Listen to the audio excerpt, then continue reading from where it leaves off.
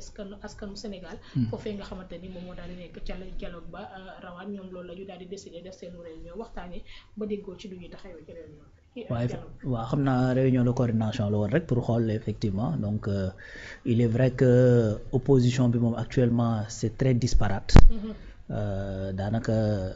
mën naa ne dañoo bi ñu jógee ci élection yi dañoo xoddeeku balaa ñoo lakkale donc ku ci nekk jaar sa yoon après législative yi également am na ñoo xamante ne bala avant législative yi sax ñoo xamante ne doon nañu jéem a boole seeni doole mais gis nañ ni des fois da nga ci doon gis sax ànd yoo xamante ne warut li ko waraloon nag peut-être c'était ay ànd yoo xam ne dañ ko def dans la précipitation et tout ça léegi nag bu ñu jógee ci jëmee ci dialogue bi c'est vrai que mën nañu waxtaan accorder seeni violon comme ni ko tubaab di waxee accorder seeni violon mooy waxtaanee yi nga xamante ne mooy termes yi nga xam proposé nañ leen xool bu fekkee ne mën nañ ci am benn taxawaay boo xamante ne taxawaay bu commun lay doon parce que am na point yoo xamante ni peut-être mën naa ci am xalaat bii nga am ci xalaat ba léegi am ci divergence et cetera mais su fekkee en tant que opposition d'autant plus que ci biir point yi daf ci am point boo xamante ni dafa nar a concerner le statut de l'opposition et de son chef donc su boobaa également ay points la yoo xamante ni ñoom da leen di concerner en tant que opposition mais également organisation élection ci boppam ak parti politique yi parce que ñoom ñooy nekk les premiers sax yoo xamante ni dañuy lii parce que le parti au pouvoir généralement am na yoo xamante ni du ci am jafe-jafe loolu parce que pour mu am maillage territorial maillage national ak international généralement loolu du ko poser problème également pour que mu mën a organiser wu de sorte que li jëm ci ay bilan financier mag yu demee noonu dana ko mën a déposer loolu du ci am problème d'ailleurs le parti PASTEF est le seul parti de ce pays-là boo xamante ni chaque fin d'année de façon régulière da doon déposer effectivement ses bilans financiers tu vois donc le parti au pouvoir amul jafe-jafe yooyu maintenant boo xoolee donc parti yi nga xamante ni ñoom la loolu gën a concerné c'est soit des partis d'opposition soit des partis yoo xamante ni dañoo ñëwoon jàppale le pouvoir ànd ak moom dem kii donc bi ñu jógee ci législative yi ku ne gis na ni Pastef moom daanaka dafa wane ni léegi benn parti mastodonte boo xamante ni da ngay nekk benn parti te mën a rafler ni mu rafler élection législative yi mën naa ne tu vois donc yeneen parti certainement dinañ jéem a dox ci lu jëm ci mel noonu mais pour dellusiwaat ci kii bi concernant organisation en tant que tel parti politique parti bi nekk au pouvoir généralement il a plus de chance que ñi nga xamante ni dañoo nekk ci kujje gi donc ñoom bu ñu mënee toog waxtaan def effectivement ay concertation pour mën a xool sujet ak point yi nga xamante ne moom la ñuy waxtaanee yan lañ ci mën a am consensus bu ñu demee day gën a yombal waxtaan bi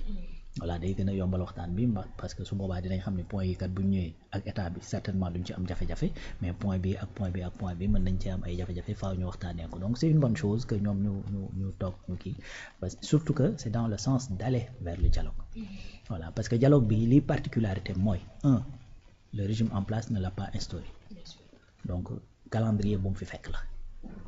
muy première particularité deuxième particularité mooy respect boobu nga wax parce que mënoon naa ñëw ne non on change tout on change les règles parce que am nañ pouvoir bi mën nañ ko on change les règles mais effectivement on maintient les règles de ñi fi nekkoon loolu ban indicateur lay joxe que on n'est pas là juste pour effacer parce que c'était des Sénégalais lañ dénkoon ñoo xamante ni fii lañ juddoo ci réew mi yaroo fi màggee fi ak lu ñu leen mënti reprocher am na loo xamante ni def nañ ko fi tamit njariñ nañ ko garder donc loolu c'est un autre indicateur boo xam ne dañ koy wane en gardant la date du 28 beneen particularité bu dialogue bi mooy que ni dialogue bu mujj ba nag bañ koy def wax dëgg yàlla coow dafa amoon bu méttee ci réew mi ca dialogue boobu ca lañ décidé par force ne dañuy def loi d'amnistie ca lañ décidé effectivement certainement moom moo conduire ci li nga xamante ne reporté nañ ko les élections ba mu jur après li mu jur et tout ça tu vois donc ci dialogue boobu également lañ jéem a waxtaanee L29 ba fexe def le tout ba dugal Karim Wade ak Khalifa dans le simple but effectivement d'écarter Ousmane Sonko donc yooyu yëpp boo ko boolee da ngay gis ne moment bii nag y a pas de problème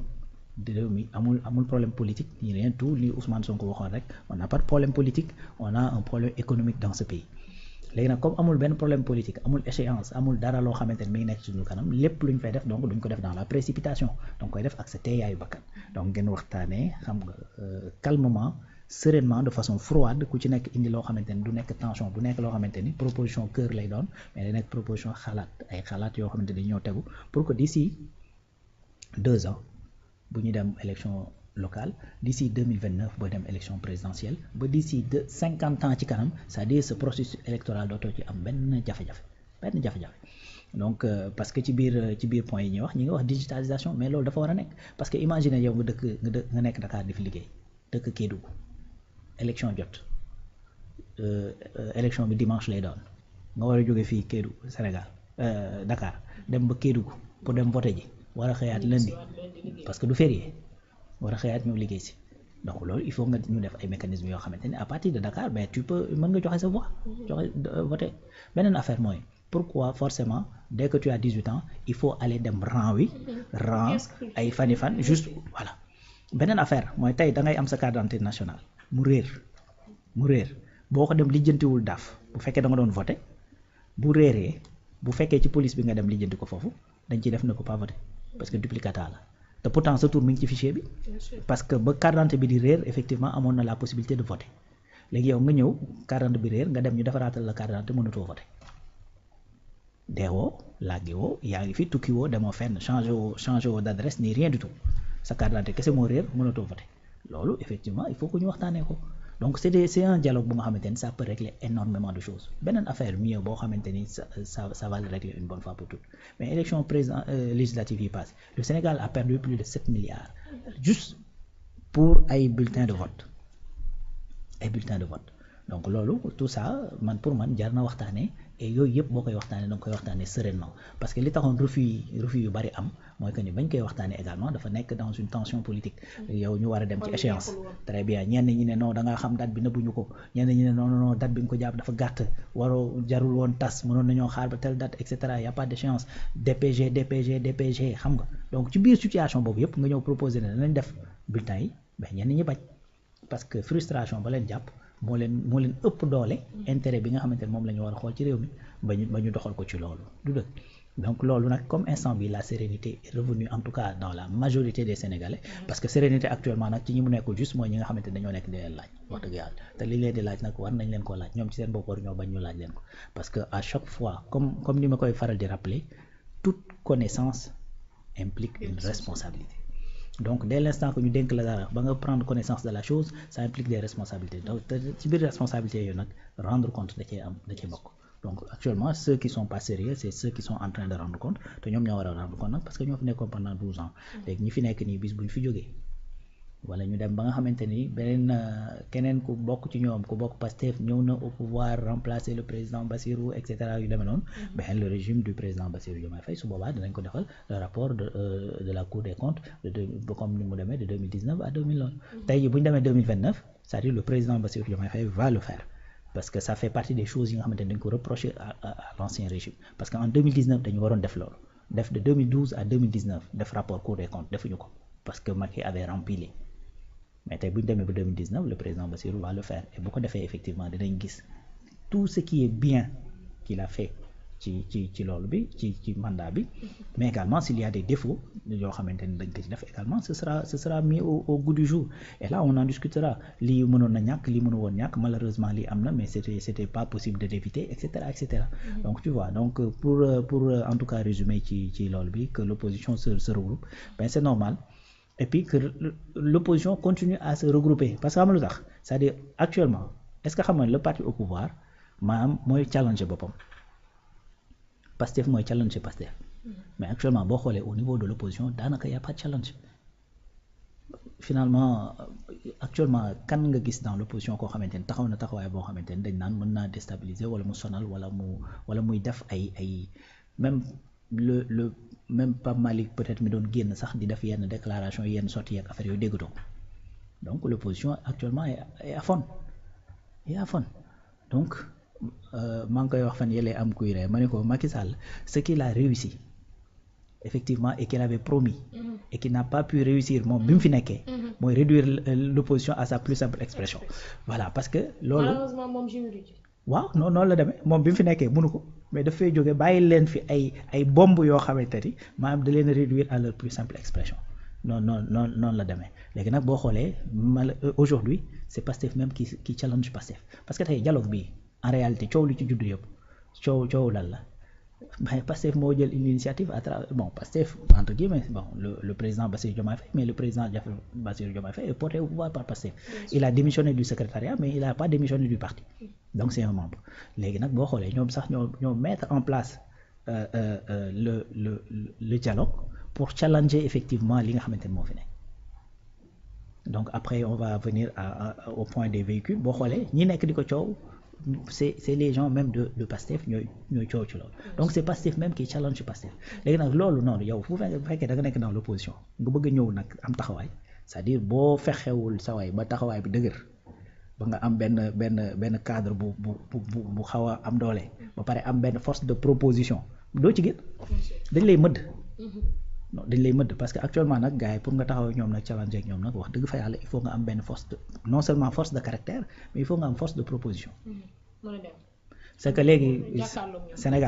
Sénégal politique maanaam alal doxalu ko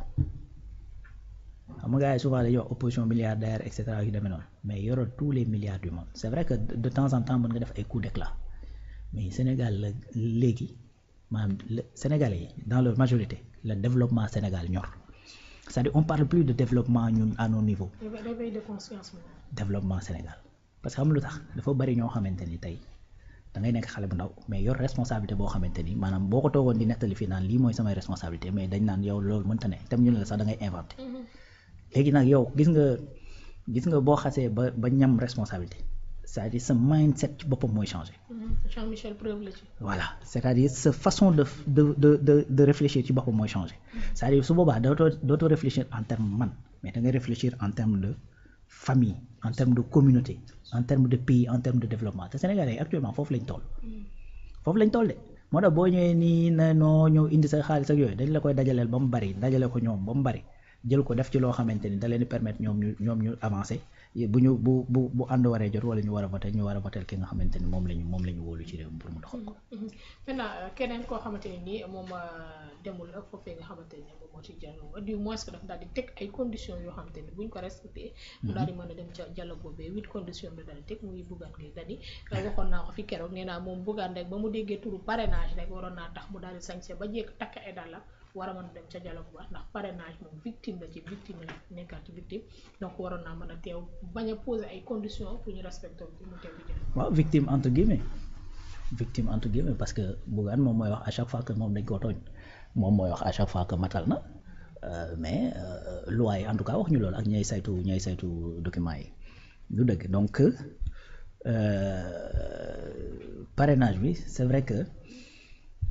xam nga nag comme je l'avais déjà dit Bougane man je me demande parfois des questions ne est-ce que réellement Bougane dafa am ambition politique xam nga parce que li tax des fois may poser cette question c'est-à-dire voilà la personne bi nga xamante ne boobu ba tey dafay wax ne système bi diñ ko tëggee pour lu jëm ci wàllu politique moom moo koy bloqué yow ñu woo la ne la kaa ñu waxtaanee système boobu li koy débloqué yow nga bàyyi fa système bi yëpp teg ko na le mais indi ay questions yoo xamante ni c'est-à-dire dafa mel ni comme si dañ la woo ci dialogue national boo xam ne dafa am thème am ay termes de référence nga ne nañu waxtaanee Sénégal yëpp parce que quand tu dis que ni pour ma ñëw nañu waxtaanee chômage bi quand tu dis que pour ma ñëw nañu waxtaanee jeunes yi nga xam ne dañ leen licencier pour ma ñëw nañu waxtaanee maanaam abrogation de la loi d'amnistie man je me pose des questions c'est-à-dire mënoo nga wax rek ñëwuma parce que xam nga ne loolu kenn du ci accéder parce que en réalité tu peux pas venir ci benn dialogue ben tu nga bëgg a waxtaanee lépp mënta ne c'est-à-dire da ngay am benn thème boo xamante ne moom ngay waxtaanee cette année boo demee déwén nga waxtaanee leneen et cetera mais mënoo ñëw ci benn dialogue nga ni Sénégal gi lépp lay waxtaanee kon xanaa man kon keneen ñëw baykat yi ñëw ne nañ waxtaanee mbay bi ñiy sàmm ñëw ne nañ waxtaanee jur gi xam na bu ko defee ñi nga xamante ni ña nga nekk ci phosphate ba waa GTA ñëw ñeneen ñi ñëw et cetera c'est-à-dire il faut qu'on soit quand même un peu sérieux quand même donc beneen affaire mooy voilà li tax ma naan ambition politique peut-être Bougane est-ce que am na ko voilà la personne bi nga xamante ne à chaque fois parrainage moo koy téye parti yow gëm sa bopp la tudd nga dem dans une coalition yow mi gëm sa bopp nga nekk 11e ci koo xamante ni coalition ba nga mujjoon waroon a bokk li la fa tax a génn mooy ne couleur yi du samay couleur voilà du rouge magenta la rose la du rose magenta la xam nga la donc du bleu cyan la loolu moo la jotalee gars yi ba nga génn yow say couleur parti nga gis ni représenté wuñ ko ci biir couleur coalition bi nga bàyyi coalition bi tu rejoins une autre coalition boo xamante ni yow leer na ni boo ci nekkee tête de liste wala nga nekk 2e wala 3e au moins peut-être mën ngaa dem à l'Assemblée nationale nga dem nekk 11e tout en étant ki nga xamante ni moo gëm boppam ci biir coalition boobu moo tax parfois je me pose des questions mais est-ce que réellement am na ambition politique prétention politique nag mën nga ko am mooy que ni damay toog ba benn moment rek et puis on me parachute je suis président de la République loolu nag Sénégal ça marche pas comme ça quand même waaw Sénégal doxewul noonu. loolu par coup baguette magique moom. waaw loolu réew mi doxewul noonu. waaw c'est-à-dire actuellement nii gis nga li premier ministre Ousmane Sonko di wax le Sénégal n'a pas besoin de héros. mais d'une masse critique xam la président Diomaye Faye yokkal ko ci ne ko et qui a le courage d'agir gis nga loolu actuellement foofu la réew mi toll maanaam gis nga ruba ñun maanaam dañoo sob rek te yàlla natooñu ñu toog ci média nii di wax mais yàlla xam na ni gis nga ñi ngay toog di la déglu suba ngoon maanaam boo waxee ba daaneel da nga ciy gis ñoo xamante ne moom dañuy jóg exprimer ko kii day fontoo nit ñi da nga ciy gis koo xamante ne xam na muy def day tourné nekk ci téléphone am wala mu nekk ci ay yiteem xam ne yow li ngay wax non seulement tu es vide tu es creux mais li ngay wax bariwul njariñ amul kenn ku mën a yóbbu qui que ce soit les gens sont capables de raisonnement encore une fois voilà da ngay gis ñi lay déglu c'est-à-dire c'est des gens yoo xamante ni peut-être yàlla dimbali na leen ba ñu yegg un certain niveau ci xam-xam wala ci am wala mu nekk des gens yoo nga xamante ni peut-être yàlla dimbaleegu leen ñu yegg yenn niveau yi mais chaque jour ils sont sur le terrain ñi ngi nekk di dox di ko lijjanti c'est-à-dire ils connaissent la réalité pratique de ce pays moo tax da ngay wax ba daaneel ñu xam ni waa ji daal wax dëgg yàlla li muy wax nii waaw jëmalewul réew mi fenn quoi donc foofu la réew mi toll moo tax il faut que gars yi rek ñu jéem a gën a góorgóorlu aussi bien dans le discours que dans la posture et puis que dans la cohérence également muy noonu ayca dernière question ci boobee loolee nga xamante ne moom moo daal di nekk dialogue bi war a am suba foofu ca palais de la République gis nañ Madiambal Diagne bu génn di daal di conseiller je dirais même di prier le gouvernement pour que ñu daal di respecter les recommandations yi nga xamante ne dina génn ci boobee dialogue mu bañ a nekk loo xamante ne dañ koy wax rek suñ paree rangé ko dans les tiroirs nañ fexe ba respecter toutes ces recommandations qui s'en sont tirées. Oui, il parle de quelque chose peut-être bu mu miin nag moo ak gaawam yi nga xamante ne ñoo fi nekkoon. parce que nag wax dëgg yàlla xam nga nit li sama benn nijaay di ma wax ma rawaa nit mënta namm lu mu xamul. waaw nit mënul namm lu mu xamul. c'est-à-dire tu peux pas tëb rek daal di wax ne nañ bàyyi li ñuy jël di ko def ci tiroir yi su fekkee ni jël def ci tiroir yi amu fi woon léegi nag gars yi moom fu mu toll nii bi ñu yegg seeg léegi yàggul te xam naa ni assise de la justice bi nga xamante ne defoon nañ ko actuellement le ministre Alpha Ndiaye bi mu mujjee génn wax na fan lañ ci toll actuellement ils sont en train de rédiger effectivement tout ce qui est documentation moo xamante ne moo war a mën a tax ñu appliquer loolu dëgg donc suñ dee bu fekkee ni nag njort da ngay am njort ci dara généralement li lay dimbali ci njort gi pour mu rafet wala mu bañ a rafet mooy li nga xamante ni mooy vécu li nga jot a gis te comme loolu am na fi nag wax dëgg yàlla mën nañoo jàpp ne li ci des mën naa loolu parce que ba ñu waxee ni dinañ def assise de la justice ça a été fait nañ ko war a defee convier ñu ci war a convier ça a été fait rédaction bi c'est en cours ça a été fait n'est-ce pas donc bi bu ko defee bii tamit ñu jëm ni jàpp nañ ni njort nañ ni effectivement ce sera appliqué et ce sera appliqué parce que en fait ça, actuellement tout ce qui est en train d'être fait wala bokk la majeure partie li nga xamante ni le nouveau régime da koy nekk di def boo defu ndànk sax day yéem ñenn ñi parce que day nekk lu bees tax ci bëtu nit ñi donc tey rapport Cour des comptes bi daawul demee noonu pourtant génne nañ ko rapport yi reddition des comptes mësta demee nii ci Sénégal mësta demee nii le régime de Wade boo xoolee en fait ñi ñu fi jàpp ci affaire kii bariwul donc boo xoolee le régime de Wade ñi nga xamante ne ñoom la fi jàpp baal par exemple boo demee à Thiès c'était que li nu mu tuddati Mbaye Diouf il a pas fait 6 mois après ñu génn ko moom bi mu daanoo 25 personnes après yàq Karim donc tey boo xoolee au moins on est en train de faire la reddition des comptes d'une manière boo xamante ni mosoo ko gis ci réew donc ce qui veut dire que ni à chaque fois ci même secteur boo mënti gis rek da ngay gis ne y a des choses yu ñu ciy teg yoo xamante ni mosuñu koo gis ñu doxee ko noonu moo tax je le rassure doyen Madiambal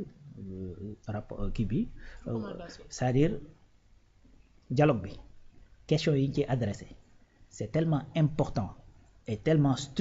structurant ci lu jëm ci wàllu secteur politique ba nga xamante ni mënuñu koo bañ a mënuñu ko def ba pare jàll ci leneen ça c'est pas possible c'est-à-dire lii problème bi kay mooy que ni